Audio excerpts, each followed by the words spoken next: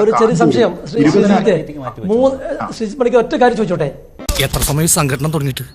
കുറച്ചു നേരമായി. ഓ, ഞാൻ കുറച്ച് ലേറ്റ് ആയി പോയി. അല്ല, നിങ്ങൾ ഇങ്ങനെ ഒരു കാര്യം, അതായത് ഗവൺമെന്റ് 3 ദിവസത്തെ എല്ലാ പരിപാടികളും മാറ്റിവെച്ചല്ലോ രാജ്യത്ത്. അപ്പൊ അത് പ്രധാനമന്ത്രിക്ക് ബാധകല്ലേ? നല്ല ഇടി വെട്ടുന്ന ലക്ഷണം ഉണ്ടല്ലോ. ഒരു പാമ്പ് കടി കൂടി പ്രതീക്ഷിച്ചോ? അതെ, സെലിബ്രേറ്ററി ഇവന്റ്സ്, അതാണ് ഗവൺമെന്റിന്റെ സെലിബ്രേറ്ററി ഇവന്റ്സ് എല്ലാം മാറ്റിവെച്ചു. അന്ന് കാൺപൂരിൽ 20,000 കോടി രൂപയുടെ വികസന പദ്ധതികൾ പ്രഖ്യാപിക്കേണ്ടുന്ന ഒരു പരിപാടി പ്രധാനമന്ത്രിക്ക് ഉണ്ടായിരുന്നു. അത് ക്യാൻസൽ ചെയ്തെന്നേ, അത് ക്യാൻസൽ ചെയ്തു. അപ്പൊ അതിനുശേഷമുള്ള അതല്ലാത്ത അദ്ദേഹം വിളിച്ച സർവകക്ഷി യോഗത്തിൽ അദ്ദേഹം പങ്കെടുത്തില്ലല്ലോ. സർവകക്ഷി യോഗത്തിൽ അദ്ദേഹം, അത് ഇന്നലെ ഞാൻ ഒരു ചർച്ചയിൽ പറഞ്ഞതാണ്, വേണമെങ്കിൽ ഒറ്റ മിനിറ്റിൽ ആവർത്തിക്കാം. സർവകക്ഷി യോഗം വിളിച്ചിരിക്കുന്നത് പ്രധാനമന്ത്രിയുടെ ഓഫീസ് ആയിരുന്നില്ല. സർവകക്ഷി യോഗം വിളിച്ചിരുന്നത് പ്രതിരോധ മന്ത്രാലയമാണ്. അതുകൊണ്ട് തന്നെ അമിത്ഷാ കൂടി ആ യോഗത്തിൽ പങ്കെടുത്തിരുന്നെങ്കിൽ ചോദ്യം മാത്രമേ ഉള്ളൂ, മറുപടി ഷാക്കിറിന് മറുപടി വേണ്ട. ഷാക്കിർ, ഞാൻ മറുപടി പറയട്ടെ. ഷാക്കിർ നമ്മുടെ മിനിസ്ട്രിയിലെ ഒന്നാമൻ പ്രധാനമന്ത്രിയും രണ്ടാമൻ ആഭ്യന്തരമന്ത്രിയുമാണ്. താങ്കൾക്ക് ആ കാര്യത്തിൽ സംശയമില്ല.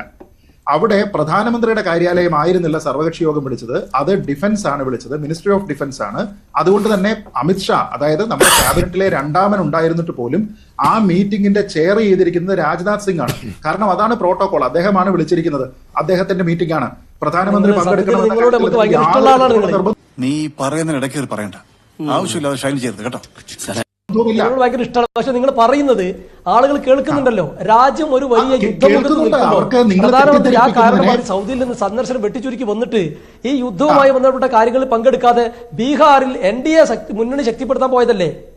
NDA മുന്നണി ശക്തിപ്പെടുത്തലല്ല, പഞ്ചായത്ത് രാജ് പരിപാടി എന്ന് പറയുന്നത് NDA മുന്നണി ശക്തിപ്പെടുത്തലാണെന്ന് താങ്കൾ തെറ്റിദ്ധരിക്കുകയാണ്. നോക്കൂ, ഇവിടെയാണ് പ്രശ്നം. ഷാക്കിർ, അത് രാജ്യം യുദ്ധം നേരിടുന്ന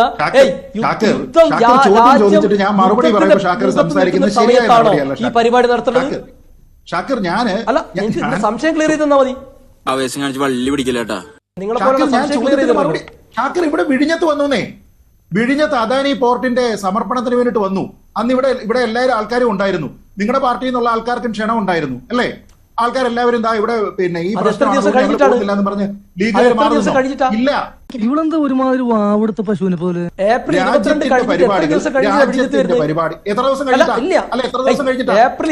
കഴിഞ്ഞിട്ട് വിഴിഞ്ഞത്ത് എത്ര ദിവസം കഴിഞ്ഞിട്ടാണ്?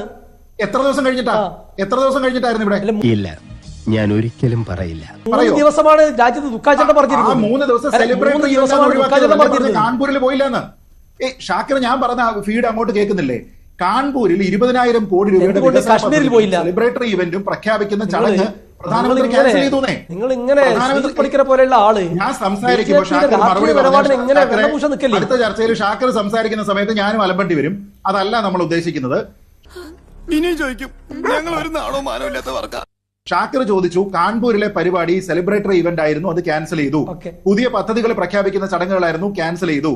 പഞ്ചായത്തി രാജ് ഡേ കമ്മമറേഷൻ എന്ന് പറയുന്നത് സർക്കാരിനെ സംബന്ധിച്ചിടത്തോളം പ്രധാനപ്പെട്ട സർക്കാരിന്റെ ഒരു പരിപാടി ആയതുകൊണ്ട് അതിന് ക്യാൻസലേഷൻ ഇല്ല, കാരണം അതൊരു സെലിബ്രേറ്ററി ഇവന്റ് അല്ല. അത് വലിയൊരു പോയിന്റ് അല്ലടോ. ഇനി ഷാക്കിർ ചോദിച്ച മറ്റു ചോദ്യങ്ങൾ. ഒന്ന്, പ്രതികളെ പിടിച്ചിട്ടുണ്ടോ? പ്രതികളെ പിടിച്ചിട്ടില്ല. ശശി തരൂർ തന്നെ പറഞ്ഞതുപോലെ ആ പ്രതികളെ പിടിക്കാനായിട്ട് ഒരുപക്ഷെ മാസങ്ങളോ വർഷങ്ങളോ വേണ്ടി വന്നേക്കാം. 1993 മുംബൈ ബ്ലാസ്റ്റിനെ പറ്റി ഷാക്കിറിന് അറിയാമല്ലോ. അതിന്റെ മാസ്റ്റർ മൈൻഡ് ആയിട്ട് അന്ന് മുതൽ സർക്കാരുകൾ പറയുന്നത് ആരെക്കുറിച്ചാണ്? ദാവൂദ് ഇബ്രാഹിമിനെ കുറിച്ചാണ്. അതിനുശേഷം എത്രയോ കാലമായിട്ട് വിവിധ രാഷ്ട്രീയ പാർട്ടികൾ, കോൺഗ്രസ് തന്നെ അതിനുശേഷം എത്ര കാലം ഭരിച്ചു, എന്നിട്ട് ദാവൂദ് ഇബ്രാഹിമിനെ നമ്മൾ പിടിച്ചോ? അത് വേറൊരു വലിയ പോയിന്റ് ആണല്ലോ. എന്തുമാത്രം പോയിന്റുകളായി വീട്ടിൽ.